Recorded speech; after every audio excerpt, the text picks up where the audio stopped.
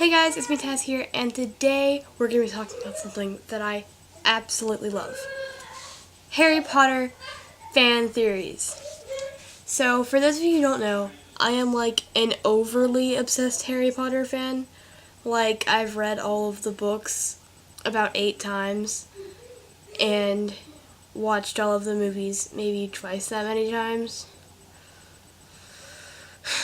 Yeah. So, I was watching videos on YouTube, and there were these, it was this video called 25 Harry Potter fan theories that'll get you thinking, or something along the lines of that. I will try and link it in the description down below.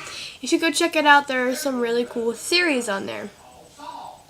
I was like, they don't really go into depth with them because, 25 theories, holy everything. So I decided to Google some theories, and I found this Huffington Post article, and I picked the 3 of my favorite out of the 6 given, and I decided that I could explain them to you guys because I really enjoy watching theory videos, and maybe you guys would too. So, yeah. Jumping right into this, we're gonna... Okay, should we start with the easiest one or the most confusing one? We're gonna start with the most confusing one so that I can get all of that out the way. And also, I'm sorry if you can hear my obnoxious family in the background. So, the first theory is known as Rondeldor. Or Rombledore, I said it wrong. Rombledore. Now, a lot of you are probably like, what? So apparently there is this theory that states that Dumbledore, Albus Dumbledore, could be Ronald Weasley. The theory claims that, also I have notes so that I can talk right, so yeah. So the theory claims that an alternate universe exists where Voldemort was not defeated, and Ron travels back in time to play as Albus Dumbledore and lead students and himself to destroy the dark arts. Now, there's actually quite a bit of evidence based on this.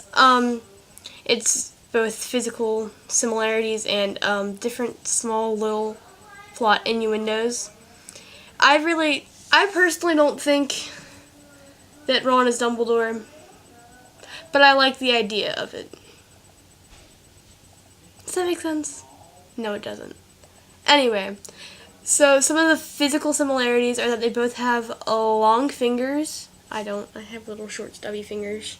And then they also both have a left leg injury, which I don't know what that has to do with, anything. And they also both like collecting chocolate card frogs. That's the most random little fact ever. But and they both also have naturally red hair. So, they kind of look similar. Obviously not in the times of the books, but in the time of Dumbledore's youth, which would be Ron. ? And then there's also the fact that, okay, so when Dumbledore looks in the mirror of Ezerit, I just said it wrong. I don't know how to pronounce it. Looks in the mirror of Ezerit Irisad. Please don't sue me. Or fight me or hate me in the comments. I don't know how to pronounce it though. I can't figure it out in my tired brain. Dumbledore sees a pair of woolen socks. So this could be a symbol of Ronald not appreciating the socks that his mother got him for Christmas as a child. Yeah, that's a bit of a stretch. But still. And then they also, what does that say? Okay, so it says that they should grow up in the same generation because Dumbledore says he's tried Bernie Bott's every flavor beans in his youth. Youth is the important word here because Bernie Bott would not have been born in the time of Dumbledore's youth to create Bernie Bott's every flavor beans. Therefore, Ron and Dumbledore must have grown up in the same time period. This is all very confusing. It's not really making sense to me. I'm sorry if I'm not making sense to you. Now, the one thing that's kind of like iffy about the theory is, well then, how has the space-time continuum like not ripped apart? And the supposed explanation for this is because there is such an age gap in between Ron and Dumbledore. It just doesn't really matter. So, let me know what you guys think. I don't really personally like that theory that much. It's too much coincidence for me. But this next theory is amazing. Okay, so I don't know about you guys, but I personally love Neville Longbottom. He is like the little impish underdog character who comes up to the top and, spoiler alert, speaks out for Harry when he dies and cuts the genie's head off and just saves the day in the end. And it's amazing. And this just makes it even more amazing. So this theory states that Neville Longbottom could have been the Chosen One. So, when you read the quote from the book, I know this looks like really bad, but I've had this book for like ever, okay? I have another copy that's better looking, but it's at my mom's house. So, according to the quote, the Chosen One must be born to those who have thrice defied him, born as the 7-month dies, and the Dark Lord... nope, that's not the part. But he will have the power the Dark Lord knows not. So, Neville. His parents were tortured by Voldemort because they stood up against him. His birthday is July 30th. And the power that the Dark Lord knows not could be herbology. Now, I know that's kind of like iffy, but what if Neville would have had the chance? I mean, what if Potter wasn't such a big deal and Longbottom just came into the big picture and just like, boom! That made no sense. But I feel like you catch my drift. And then Dumbledore even says in The Order of the Phoenix, "The odd thing is, Harry," he said softly, "that it may not have meant you at all. Sibyl's prophecy could have applied to 2 wizard boys, both born at the end of July that year, both of whom had parents in the Order of the Phoenix, both sets of parents having narrowly escaped Voldemort 3 times. One, of course, was you. The other was Neville Longbottom." Harry then goes on to say, but then why was it my name on the prophecy and not Neville's? Dumbledore comes... the official record was relabeled after Voldemort's attack on you as a child, said Dumbledore.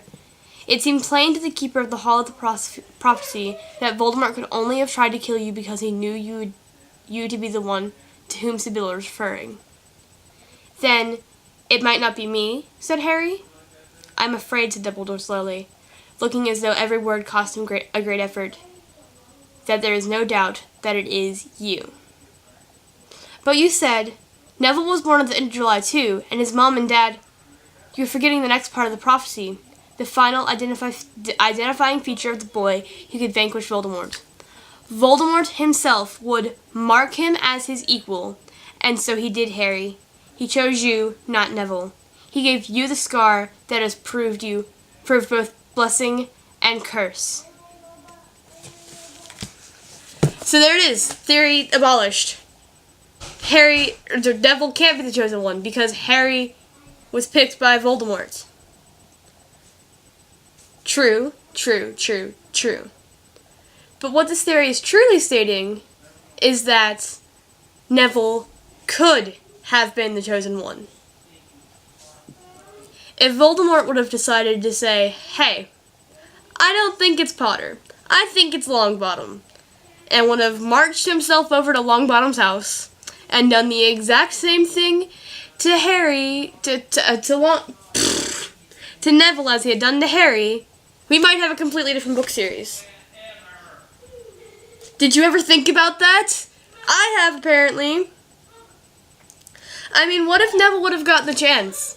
What if he would have destroyed Voldemort with herbology? Herbology doesn't seem like such a lame topic now, does it? I sound like such a raging idiot. Alright, so the next and final theory puts a whole new spin on the entire ending of the book, of the series, and if you have not read the last book, do not continue on. I've already spoiled enough of this daggone series without saying spoiler alert at the beginning of this video, but this kind of like ends the entire series if you haven't already read it. Alright? Alright. So, this theory states that Voldemort's death makes Harry immortal. So the quote that claims that Potter must defeat Voldemort, or that Voldemort must defeat Potter, is either must die at the hand of the other, for neither can live while the other survives. Simple. One must kill the other. But it has been speculated that if Harry must kill Voldemort, Voldemort must also kill Harry. So this means that at the end of the series, when Harry casts the final spell and destroys the 8th and final piece of Voldemort's soul, he gives up his mortality. ... Now, if you're not quite connecting the dots, this means that Harry has given up the one thing that he longs most for, his family. Because we know in year 1, when Harry looks in the mirror of Ezerad, or however you pronounce it, he sees his family. It's the only thing he has longed for since he was a little boy. Wait a second. Since he was a young boy. Now, if he cannot die, he can no longer go see them in the afterlife, giving up his most precious and ultimate sacrifice, which is his death, to save the entire wizarding universe. If the ending is already emotional enough for me. But after that, okay, let me go grab my 7th book real quick. We're about to read the ending part and then reflect back onto it. Okay? Okay. Okay, so when you go back into the book, you can read, obviously, the entire entry of Harry into the final part of the War of Hogwarts. Hidden beneath the invisibility cloak, Harry cast a shield charm between Neville and Voldemort before the latter could raise his wand. Then, over the screams and the roars and the thunderous stamps of the battling giants, Hagrid's yell came loudest of all. "Harry!" Hagrid shouted. "Harry! Where is Harry?" Chaos reigned. The charging centaurs were scattering the Death Eaters. Everyone was fleeing the giants, stamping feet, and nearer thundered the reinforcements that had come from who knew where. Harry saw great winged creatures soaring around the heads of Voldemort's giants. Threstles and Buck-beaked the Hippogriff, scratching at their eyes while Grop punched and pummeled them. And now the wizards, defenders of Hogwarts, and Death Eaters alike were being forced back into the castle. Harry was shooting jinxes and curses at any Death Eater he could see, and they crumpled, not knowing what or who had hit them, and their bodies were trampled by the retreating crowd. Still hidden beneath the invisibility cloak, Harry was buffeted into the entrance hall. He was searching for Voldemort, and saw him across the room, firing spells from his wand as he backed into the great hall. Still screaming instructions to his followers as he sent curses flying left and right, Harry cast more shield charms, and Voldemort's would-be victims, Seamus Finnegan and Hannah Abbott, darted past him into the great hall, where they joined the fight already flourishing inside. And now there were even more people storming up to the front steps, and Harry saw Charlie Weasley overtaking Horace Slughorn, who was still wearing his emerald pajamas, that seemed to have returned at the head of what looked like the families and friends of every Hogwarts student who had remained to fight, along with shopkeepers and homeowners of Hogsmeade, the centaurs, Bane, Ronan, and Magorian burst into the hall with a great clatter of hooves, as behind Harry the door that led to the kitchen was blasted off its hinges. The house elves of Hogwarts swarmed to the entrance hall, screaming and waving carving knives and cleavers at their heads. The locket of Regulus Black bouncing on his chest was Kreacher, his bullfrog's voice audible even above the din. "Fight! Fight! Fight for my master, defender of house elves! Fight the Dark Lord in the name of brave Regulus! Fight!" They were hacking and stabbing at the ankles and shins of Death Eaters, their tiny faces alive with malice. And everywhere Harry looked, Death Eaters were folding under sheer weight of numbers, overcome by spells, dragging arrows from wounds, stabbed in the leg by elves, or simply attempting to escape, but swallowed by the oncoming horde. But it was not over yet. Harry sped between duelers past struggling prisoners and into the Great Hall. Voldemort was in the center of the battle, and he was striking and smiting, all within reach. Harry could not get a clear shot, but fought his way nearer, still invisible, and the Great Hall became more and more crowded as everyone who could walk forced their way inside. Harry saw Yaxley slammed to the floor by George, and Harry saw Yaxley slammed to the floor by George and Lee Jordan. Saw Dolville fall with a scream at Flitwick's hands. Saw Walden McNair thrown across the room by Hagrid, hit the stone wall opposite, and slide unconscious to the ground. He saw Ron and Neville bring down Fenrir Black, Aberforth stunning Rookwood, Arthur and Percy flooring Thickness, and Lucius and Narcissa Malfoy running through the crowd, not even attempting to fight, screaming for their son. Voldemort was now dueling McGonagall, Slughorn, and Kingsley all at once, and there was a cold hatred in his face as they wove and ducked around him, unable to finish him. Beatrix was fighting too, 50 yards away from Voldemort, and like her master she dueled 3 at once, Hermione, Ginny, and Luna, all battling their hardest, but Beatrix was equal to them, and Harry's attention was diverted by a killing curse shot so close to Ginny that she missed death by an inch. He charged course, running at Beatrix rather than Voldemort. He changed course, running at Beatrix rather than Voldemort, but before he had gone a few steps, he was knocked sideways. "Not my daughter, you—" I can't say that word. Miss Weasley threw off her cloak as she ran, freeing her arms. Beatrix spun on the spot, roaring with laughter at the sight of her new challenger. "Out of my way!" shouted Miss Weasley to the 3 girls, and with a swipe of her hand she began to duel. Harry watched with terror and elation as Molly Weasley's wand slashed and twirled, and Beatrix Lestrange's smile faltered and became a snarl. Jets of light flew from both wands. The floor around the witch's feet became hot and cracked. Both women were fighting to kill. "No!" Miss Weasley cried as a few students ran forward, trying to come to her aid. "Get back! Get back! She is mine!" Hundreds of people now lined the walls watching the 2 fights. Voldemort and his 3 opponents, Beatrix and Molly, and Harry stood, invisible, torn between both, wanting to attack and yet to protect, unable to be sure that he would not hit the innocent. "What will happen to your children when I've killed you?" taunted Beatrix, as mad as her master, capering as Molly's curses danced around her.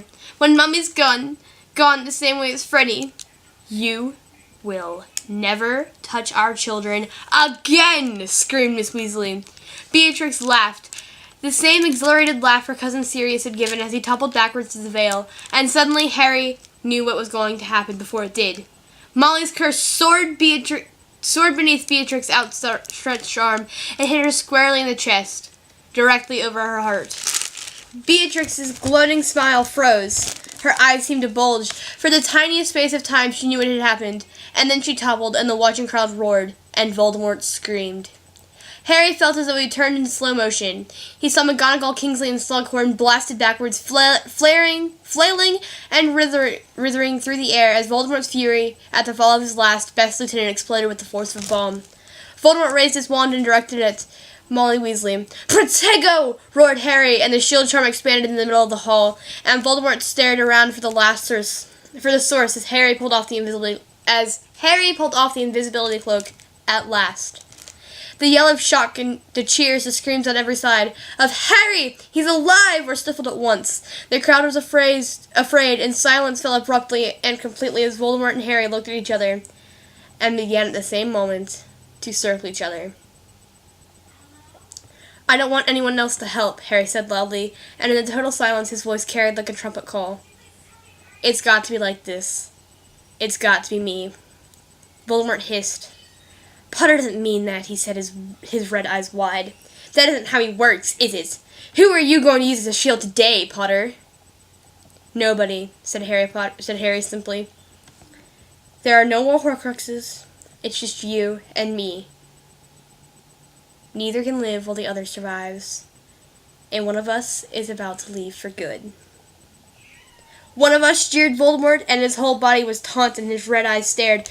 A snake that was about to strike. You think it will be you? Do you, the boy who has survived by accident because Dumbledore was pulling the strings? Accident wasn't when my mother died to save me, asked Harry. They were still moving sideways, both of them in that perfect circle, maintaining the same distance from each other, and for Harry no face existed but Voldemort's. Accident when I decided to fight in that graveyard. Accident that I didn't defend myself tonight, and still survived, and returned to fight again. Accidents, screamed Voldemort, but still he did not strike, and the watching crowd was frozen as if petrified, and of hundreds in the hall, nobody seemed to breathe but they two. Accidents and chance and the fact that you crouched and sniveled behind the skirts of greater men and women and permitted me to kill them for you. You won't be killing anyone else tonight, said Harry, as they circled and stared into each other's eyes, green into red. You won't be able to kill any of them ever again. Don't you get it? I was ready to die to stop you from hurting these people. But you did not. I meant to. And that's what did it. I've done what my mother did. They're protected from you. Haven't you noticed how none of the spells you put on them are binding? You can't torture them. You can't touch them. You don't learn from your mistakes, Riddle. Do you? You dare! Yes, I dare, said Harry. I know things you don't know, Tom Riddle. I know lots of important things that you don't. Want to hear some before you make another big mistake? The point of me reading that entire thing was to get you to think, how do you walk in to something like that, knowing that you are going to kill someone, and knowing that you will no longer be able to die, knowing that you will no longer be able to get what you most desire. It's mind-boggling, and it just brings a whole other aspect to the ending of this book, and I love it with my everything. And although it makes me want to cry, I think it's real and canon, and I feel like, because... Let me know what you guys think down in the comments, and let me know if you want to do this again. There are like bajillions of Harry Potter fan theories that I would love to share with you guys. I mean, how many of you are Potterheads? If you're a Potterhead, hit me up. I mean, this should be fun, right? Let me know if you enjoyed this video, and I'm sorry I've been not on in like forever. I'm just not good at schedules. Anyway, thanks guys, I love you, and it's time to do the Llama song. After reading all that side crap, and I'm about to sing a song about llamas. Yeah, we're still doing the llama song. Happy llama, sad llama, mentally disturbed llama, super llama, drama llama, big fat mama llama's roar!